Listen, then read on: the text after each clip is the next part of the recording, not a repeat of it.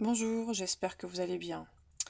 Donc la situation en hybride se poursuit et je voulais, pour tous les élèves, essayer de casser les mauvais préjugés sur le produit scalaire. Donc c'est bien d'avoir une image mentale du produit scalaire. Donc voici une petite activité qui j'espère vous aidera. Donc je vous invite à ouvrir le fichier activité introduction au produit scalaire et d'écouter l'audio en simultané. Donc on va juste réfléchir, on va rien écrire. On imagine le déplacement d'une voiture. Donc la voiture se déplace de A vers B. Donc son déplacement est symbolisé par le vecteur AB. Sur cette voiture, je vais exercer 8 forces différentes. Une force en physique, c'est symbolisé par un vecteur. Donc vous imaginez que vous tirez cette voiture, par exemple, selon la force F3. Clairement, plus le vecteur aura une grande norme, plus la force exercée sera grande. Il est clair qu'il y a des forces qui favorisent le mouvement et d'autres qui défavorisent le mouvement, qui s'opposent au mouvement. C'est ce que va traduire le travail d'une force, ou encore ce qu'on appelle le produit scalaire de la force par le vecteur AB. Alors si vous regardez toutes les forces exercées, il est évident de trouver la force qui favorise le déplacement de A vers B. C'est la force F8. Déjà parce qu'en termes de sens, elle est dans le sens de A vers B, et l'intensité est forte, long vecteur, donc la force F8 est la meilleure entre guillemets. Ça va traduire un produit scalaire qui va être positif, avec une grande valeur.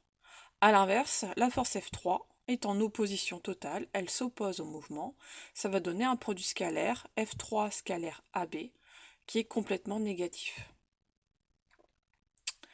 Ensuite, on a d'autres forces qui ne donnent pas la même direction que le vecteur AB. Par exemple, la force F6, si on mesure la longueur, la norme du vecteur, on va voir qu'il est plus long que le vecteur F2. Quelle est la force qui favorise le plus le mouvement de A vers B entre les forces F2 et F6? Alors on pouvait faire l'expérience. J'ai pensé à vous ce week-end quand je tirais mes enfants sur une luge. Imaginez une luge qui avance, une mère qui tire ses enfants par la luge. Mon mari, lui, est plus grand. Est-ce que forcément il va plus exercer une force plus grande que moi? Est-ce qu'il va... Oui, il va exercer une force plus grande que moi, ça c'est clair, il a plus de force. Mais par contre, sa position ne va pas favoriser le mouvement. Pourquoi? Parce que son vecteur force, lui, va être dirigé plus vers le haut et moi plus vers le bas, étant plus petite. Qu'est-ce qui travaille le plus, en fait, entre la force F2 et la force F6? F6, ce serait la force exercée par mon mari, plus grande que la mienne, et F2, ce serait la force exercée par mes propres soins. En fait, ce qui travaille le plus, c'est la composante par rapport au déplacement de A vers B. Clairement, c'est ce qu'on appelle la projection. Si vous projetez le vecteur F2 selon la direction AB, vous avez un point qui grossièrement arrive ici. Là, on a fait de la projection orthogonale. Alors que pour la force F6, qui est plus grande, qui a une intensité plus grande, elle arrive quasiment ici. Donc finalement, la force F2, d'intensité plus faible, favorise davantage le déplacement. Du coup, ça va donner lieu à un produit scalaire pour F2 scalaire AB qui va être plus grand que celui F6 scalaire AB. Voilà. Imaginez ensuite une force F1 ici, par rapport au vecteur AB, par rapport au déplacement AB, elle n'a quasiment aucun intérêt.